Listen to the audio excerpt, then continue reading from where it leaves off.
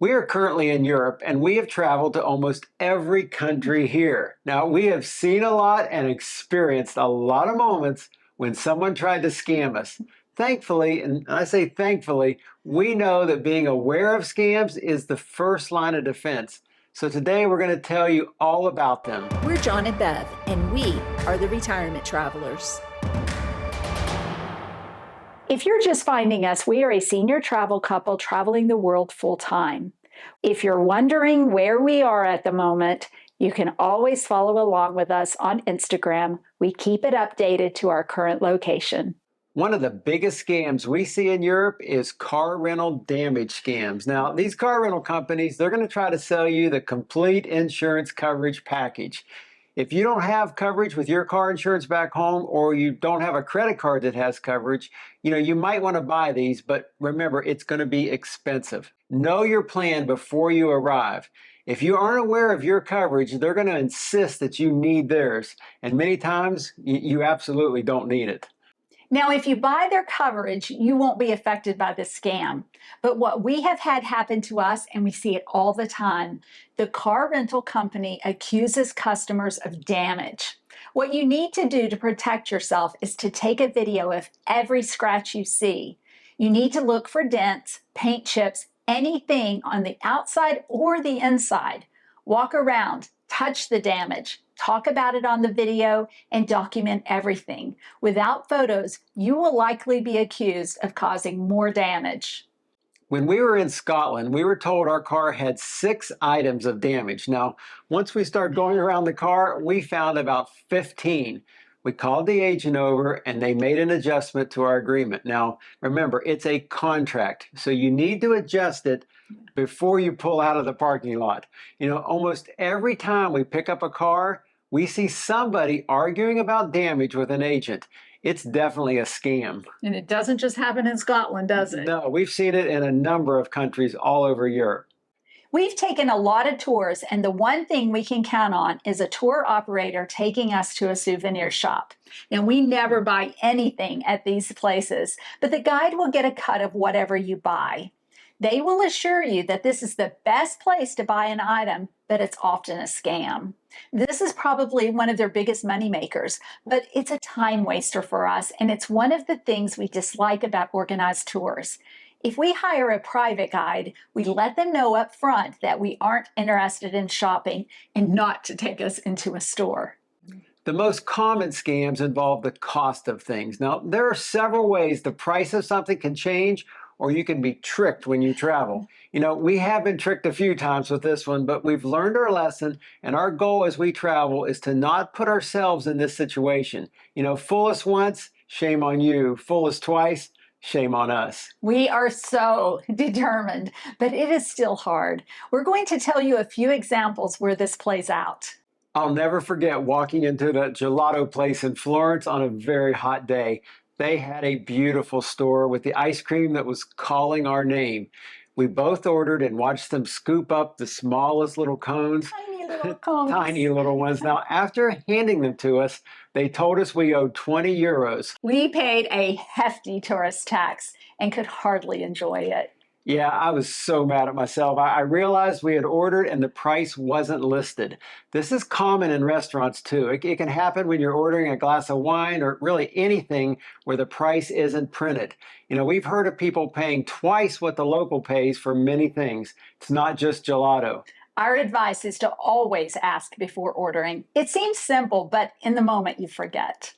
No matter where you go in Europe, the tap water is safe. Now, make it clear when you order water that you want tap water.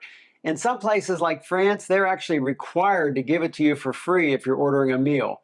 Bottled water is a big moneymaker. When someone is on vacation, they oftentimes feel that's what Europeans do. They drink expensive bottled waters.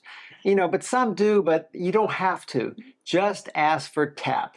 They know exactly what they're doing, and they may feign ignorance, but don't give in unless that's what you really want. Better yet, ask for a carafe of water so you can fill up your glass as you eat. Our first choice when traveling is to use public transportation, but sometimes we're in a place where it isn't available and we need a taxi. Now, given the option, we will hire an Uber just because it's simpler to manage. Sometimes, though, we have no choice and we need to hire a taxi.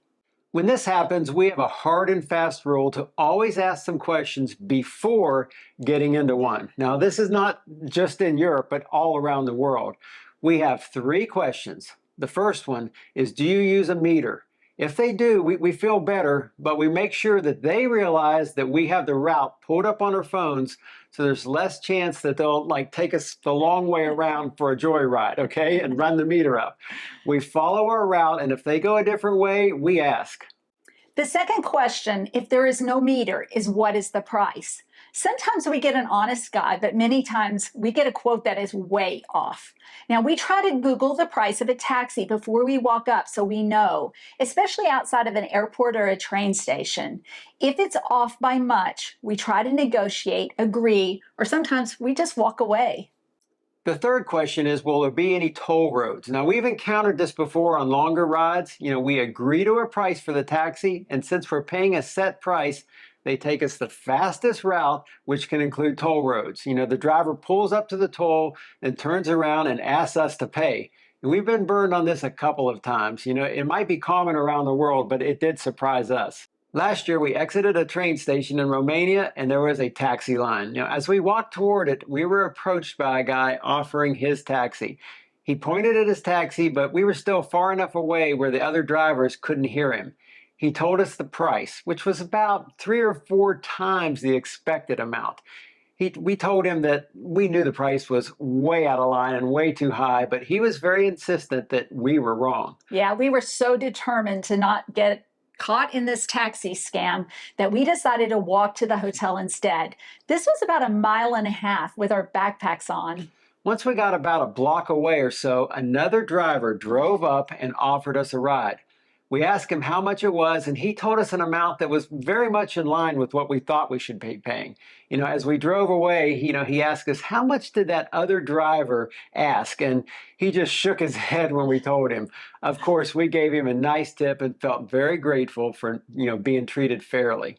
In Italy, it happened again. We were near Portofino and it was getting dark, and we were staying at the top of a hill, and we decided to inquire about the price of a taxi to drive us there. We walked up to a taxi stand and the driver told us it would be 40 euros. Now, we told him it was less than 1 mile and he insisted. We exchanged some pleasantries and he told us, that's what the price was. The other drivers in the group tried to talk him down, but he would not budge. So off we went in a dark alley. I think we would rather get mugged than scammed. You could say that again. When we travel, we try not to carry too much cash. And these days, the usual stop at the airport exchange booth isn't necessary in Europe. You can just pass by these places that have high fees and an unfavorable exchange rate and head off to use an ATM. Now, you do have to be careful where you get your money. We always use an ATM attached to a bank in case we have trouble and we need to go inside. What we have found, especially in tourist hotspots, are these ATMs that are placed in a wall, unattached to a bank. They have exorbitant exchange rates, and sometimes the fees are very high. If you use Google Maps, you can search for an ATM away from the tourist hotspot and just walk to another one. There are several ways that ATMs can get you. Now, the first, if you're in a country where the currency is so much different than US dollars or euros, you can get confused about how much you need. We've been guilty of not paying attention, and when we get our money, we realize that we pulled out way more than what we needed. Now, we don't want to leave a country with a lot more currency that we can't use, so we only want what we know we'll need. For the ATM, the more you withdraw, the better off they are. Now, we always Google the conversion and know how much to select. Another thing that you should know is that if you use a credit card to withdraw money, your credit card company will consider this a cash advance. This one withdrawal can cause every charge that you have on your card to incur a higher interest rate until your card is paid off. So never use a credit card that has a balance at an ATM. Always carry a debit card for cash withdrawals. Now, we set up a separate checking account with Capital One so that we had a dedicated cash card. Capital One doesn't charge us foreign transaction fees. There are other banks with this perk, so do your research. Along the same line, when you pay for anything in a store or a restaurant, the clerk will ask you if you want to pay in dollars or the local currency. Always, always, always select the local currency. Clerks might pressure you to use dollars, but this is a scam. The store makes a lot more money if if you use this exchange, and they want to make the exchange for you. Now, the rate is never, never in your favor. In our case, our credit card doesn't charge us a fee for this foreign transaction, so we pay in the local currency and they handle it. Unsuspecting tourists think it's easier to see what they're spending in their US dollars, so they select that one, but believe us, it's a trick. We also use our phones for Apple Pay. Now, this is a system where your phone stores your credit card and you put your phone to the credit card reader and it sends a payment. It is safe and very easy to do.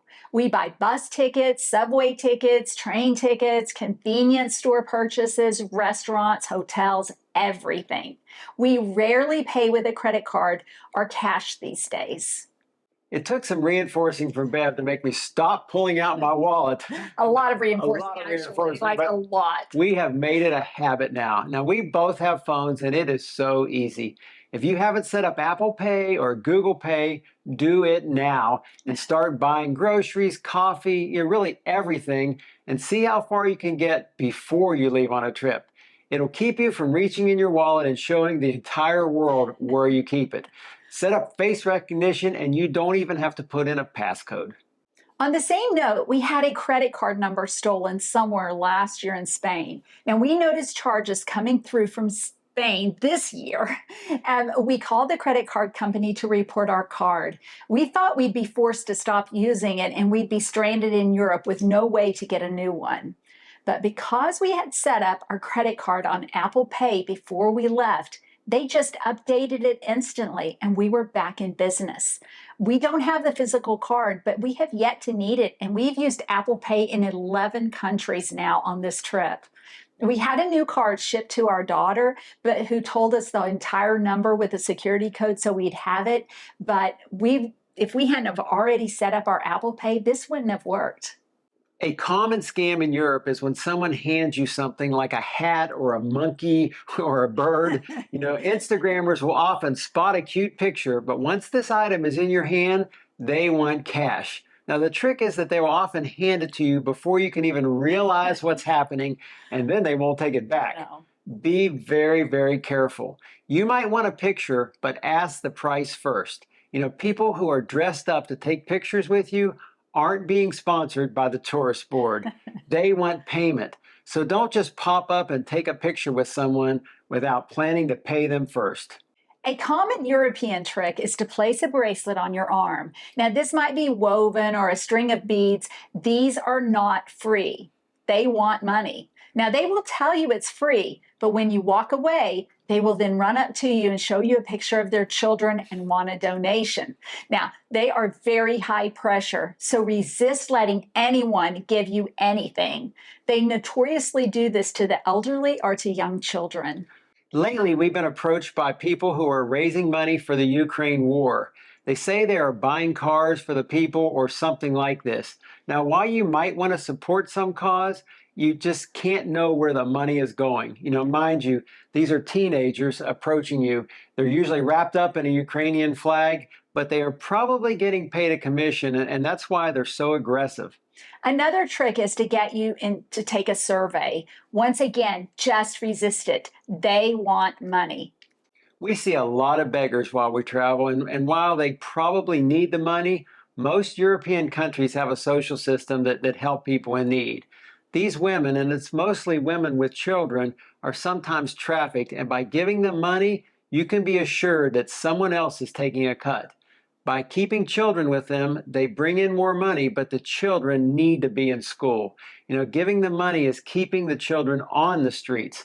Our suggestion is if you're truly concerned, buy a banana or some fruit for the child and give it to them directly. Now, we don't buy souvenirs, but this week I saw a cute little something that I wanted for one of our grandsons. This was my fault because I wasn't thinking, but we certainly overpaid. I was focused on buying it and I did not question or negotiate. I just paid the price. When we walked away, John told me that we should have negotiated. He was right, but I wasn't thinking in that mindset.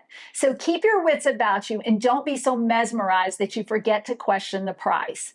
Most vendors are used to haggling. Almost always, you will get a better price if you negotiate and if you're willing to walk away. We hear a lot about pickpockets. Now, we have never been pickpocketed, but we are super careful. Yeah, knock on wood. Knock on wood. We use a small fanny pack, a very fashionable one, I might add, where we keep all of our items. Now, if we're without it, I carry my wallet in my front pocket. I carry an RFID wallet that prevents someone from scanning our cards and stealing our numbers.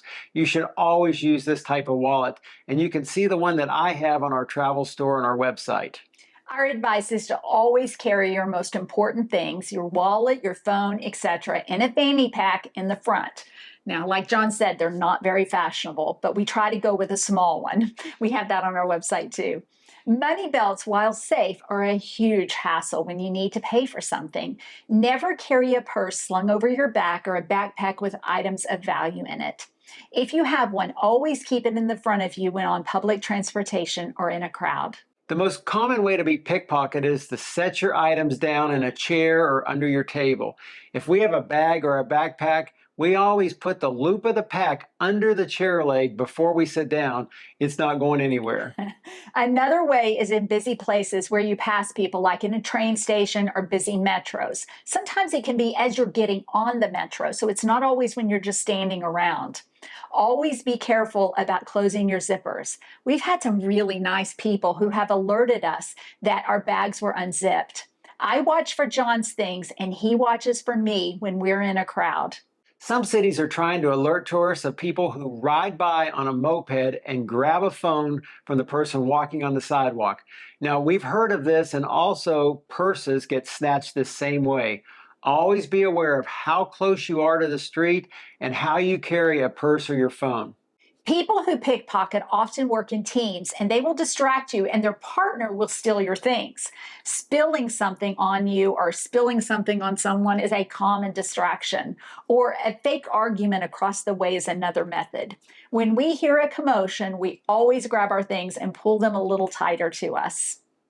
We hope you've learned a few things today. Like we said before, we want you to travel without the stress of scams, but they are out there, and if you know them, you can avoid them. So be sure to leave any scams that you've experienced in the comments below, for our other viewers, and we will see you next week. Be sure to hit subscribe and follow along on our retirement journey around the world.